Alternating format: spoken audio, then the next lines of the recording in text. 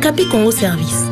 Pour vos démarches d'acte de naissance, jugement supplétif, casier judiciaire, acte de mariage et transfert d'argent, contactez Okapi Congo Service au 07 58 12 18 04.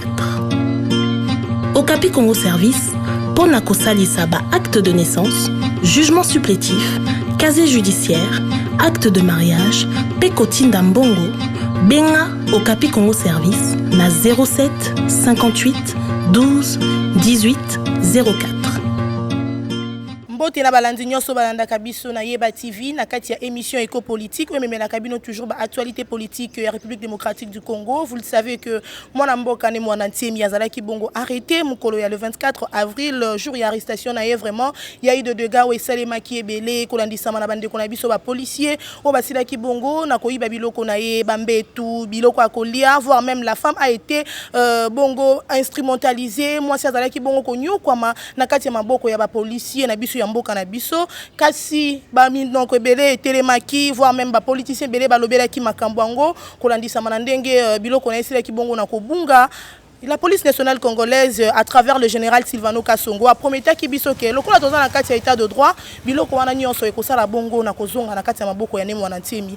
Na yango na mokona lelo to eko assister na cérémonie o esila na kosala matin na kati ya mboka na biso ba policier o basila ki bongo na koyiba biloko bazwami na maboko ya police na biso nationale congolaise ba ye lelo awa epa ya nemo wana ntemi kozongisa biloko nyonso o bango bazwaki ndenge Yeba TV ezalaka toujours prête pour vous donner de bonnes informations et vous fournir des informations exactes. Déjà tokita qui a sur le lieu pour na kolakisa bino babilili ndenge biloko na nyonso bayibaki et yebongo na kozonga na kati ya ndaku na ye ensemble na Yeba TV to landa ba image oyo na kati ya mokolo na lelo.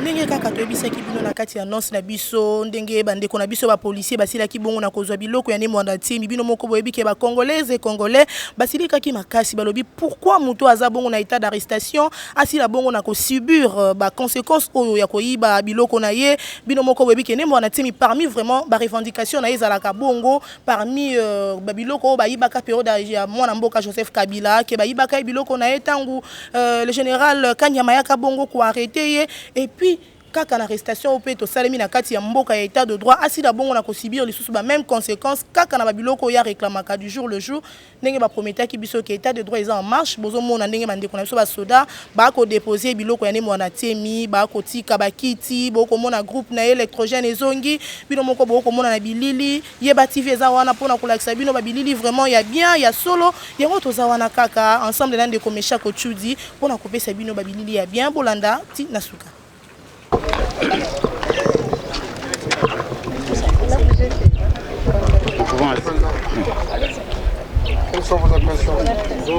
En tout cas, merci mon général. Nous remercions l'inspecteur adjoint de la police pour ce travail louable qui a été fait de pouvoir récupérer quelques matériels, quelques biens qui ont été pillés en date du 24 lors de l'arrestation de notre président national Nemwanda Ntemi. Ici nous parlons de quelques biens parce qu'il y a beaucoup de choses qui manquent, mais pour des questions de réserve, je préfère le dire clairement que les biens récupérés seront gardés au niveau de la police. Parce que la police, à ce jour, continue à sécuriser la maison. Mais le moment venu, quand l'intéressé, donc notre président national, sera présent après toute la démarche judiciaire, il va récupérer et reconnaître ses biens. Parce qu'il est la seule personne qui est capable de bien identifier ses biens, hormis de nous tous. Donc je ne peux que remercier le général Patience, ici présent, parce que c'est depuis lors qu'on a commencé à partager autour du sujet. et qu'ils ont toujours été ouverts par rapport au dialogue, parce que c'est le dialogue qui doit construire. La force ne construit jamais. Même si nous pouvons faire le triomphalisme militaire ou quoi que ce soit, je pense que par le dialogue que nous allons construire le pays jeudi. Un petit message en Kikongo à toutes ces personnes qui sont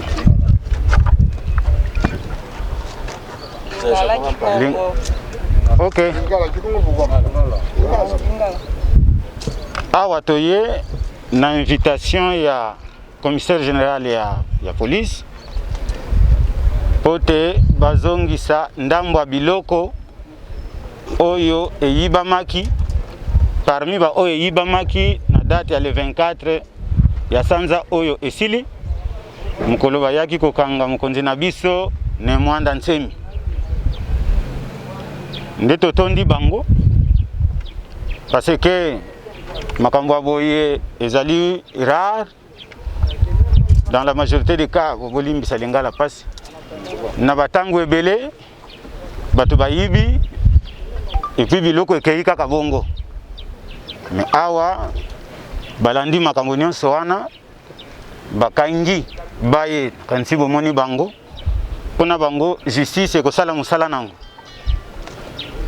mais na ndango oyo tozwi tokokende mpe na yango te parce que ndako ezali awa ekotikala na maboko ya bapolisier parce que bango nde bazogarde ndako kino ye moko akoyeba eloko nini ya ye eloko nini ya ye te.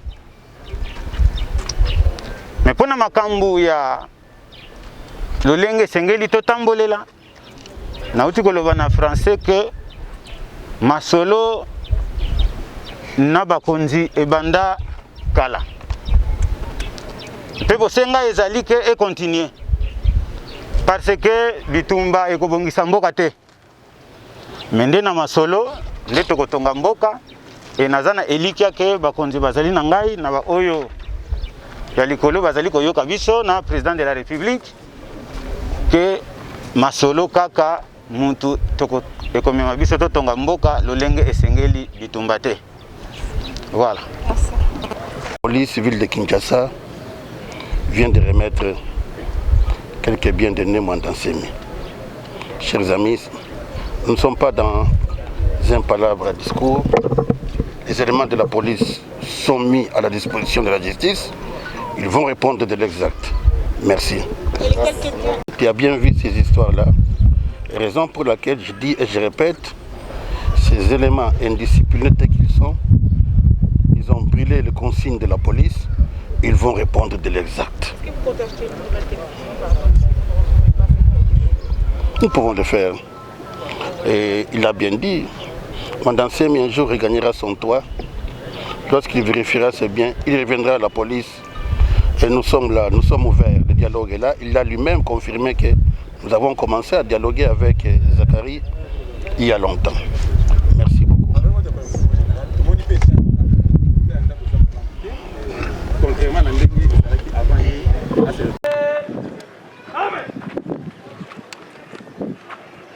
Monsieur le commissaire général adjoint en charge de la police administrative, mon général, ainsi parfait la cérémonie de séjour.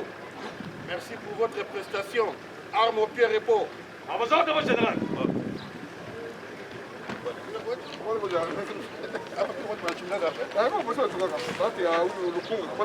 Présent.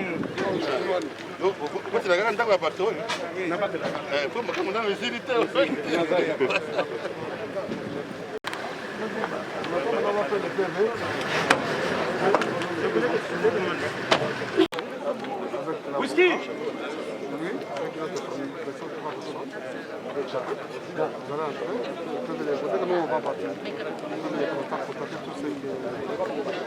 Ensemble, tout ça,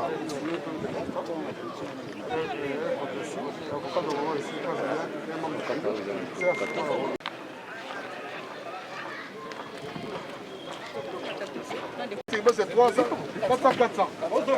Le commandant maintenant 400, 400. Le commandant maintenant 300, le commandant ça c'est 400.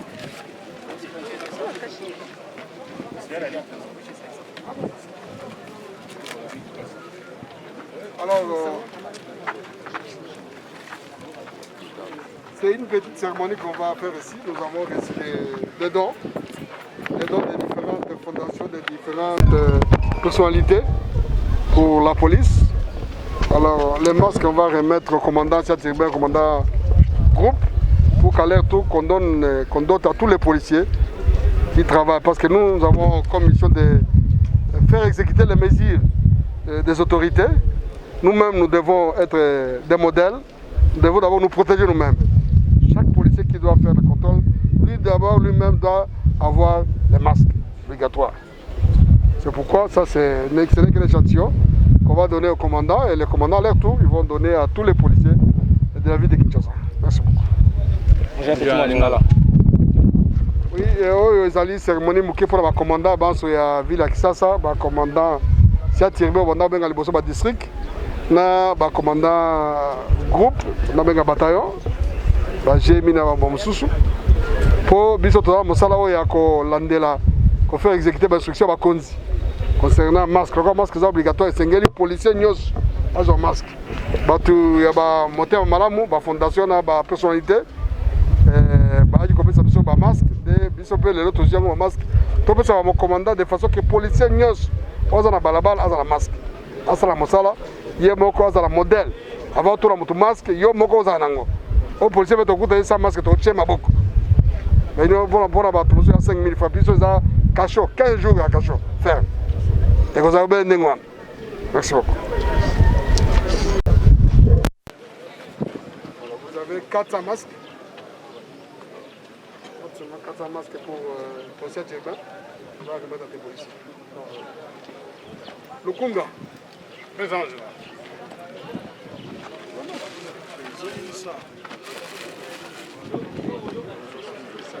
Non.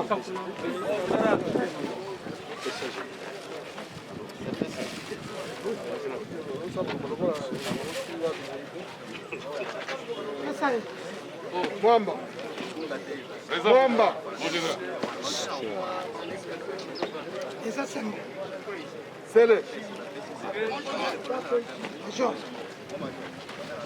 C'est 400.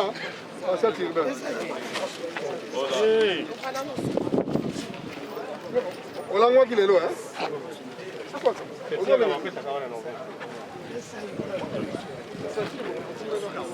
Mon fou là.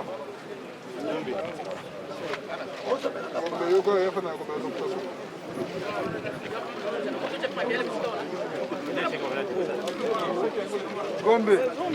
Mon général. 400 pour la.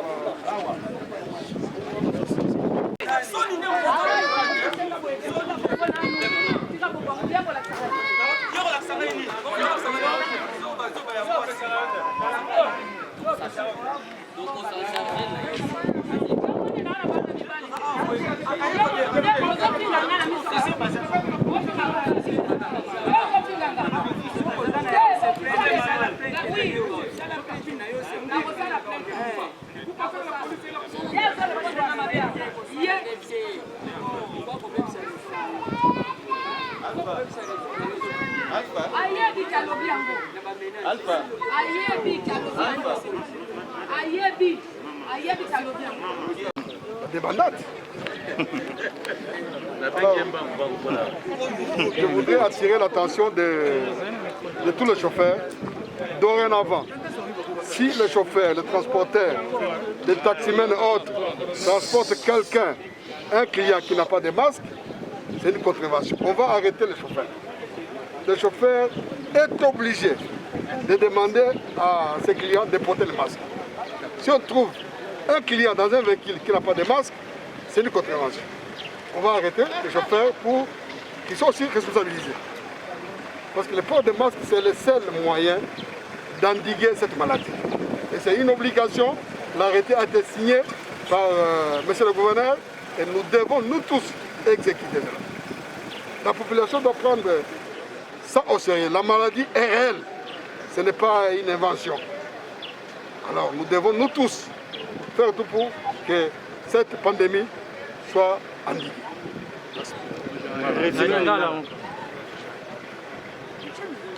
pendant mokolo lelo ndenge gouverneur biso alobaki bachauffeur bas na mutuka na yo client il faut alata masque soki alati masque te bakokanga yo chauffeur bakokanga yo kofuta amande wana parce que yo omei mutu aza na masque te masque eza obligatoire eza obligation eza volonté de po malade oyo to ke ekita po esila esengeli tosa bamesure d'hygiène wana na bageste barrière.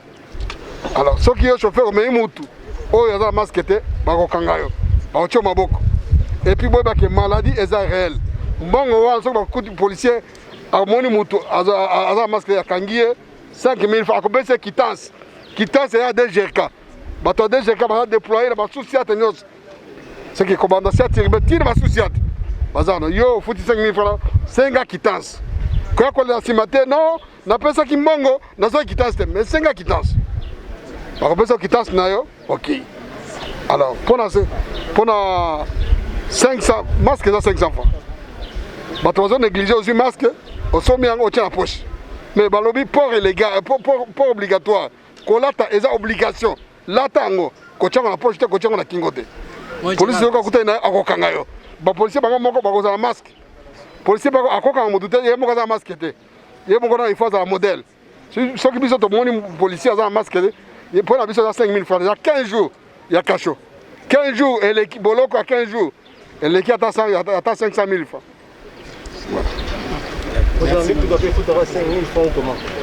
ekofuta kobele ndenge wana rapport ya masque eza kaka 5 000 francs.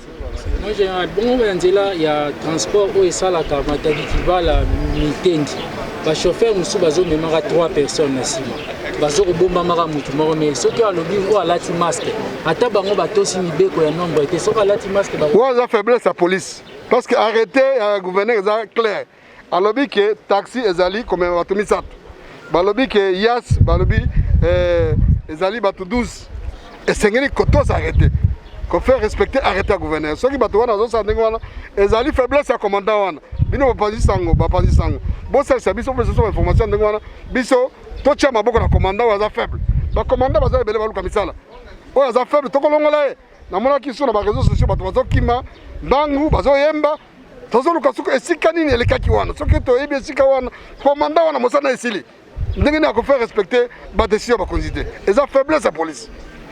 Merci beaucoup. C'est clair, moi.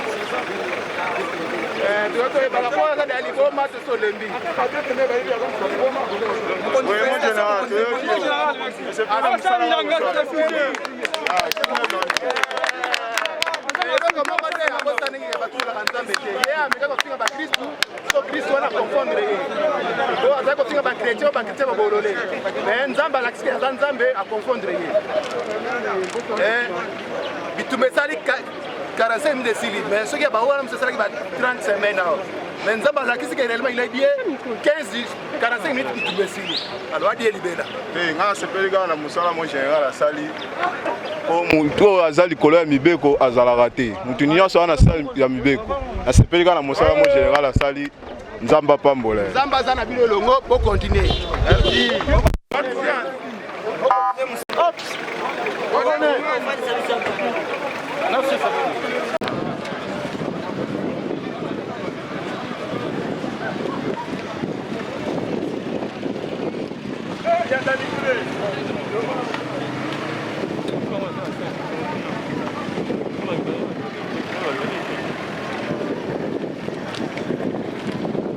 Merci mingi na ndenge bozala ki wana ebele pona kopesa confiance na bino na Yeba TV o bolingaka chaîne na bino ya du jour le jour o yela ka bino toujours ba actualité politique ya République démocratique du Congo boyebi que chaîne na bino ezalaka toujours prête pona kokita partout même au fin fond du pays pona koyela bino ba actualité politique ya mboka na biso tozala ki wana pona komema na bino ba bilili o ya bandeko na biso ba policier ndenge ba ekozongisa biloko ya ne mwana temi bolandi ensemble na Yeba TV. Merci l'équipe technique Mobimba o ya accompagna ka Yeba TV. Merci beaucoup na Steve Kondé, le réalisateur le plus frais à Yeba TV. Merci à toi Meshak Otsudi, mon ami de tous les temps, de tout le jour. O azalaka toujours wana pona komema na bino pe bilili ya kitoko. Merci mingi na équipe Mobimba Yeba TV, mon DG Shadrack Lolo, Trésor Kandolo, Mitterrand Naya, Diebiemba et aussi Mike Chiswaka, na Bosanité Rabi Mokoko. Bisonyo sont ensemble na Yeba TV. Tolinga kabino mingi. Bo s'abonner na Yeba TV, bo partager ma vidéo na biso et surtout ekende 100 000 abonnés, 150 000 abonnés en tout cas et comme ça la biso bien makasi. Merci tout le monde na mikolo mikoya.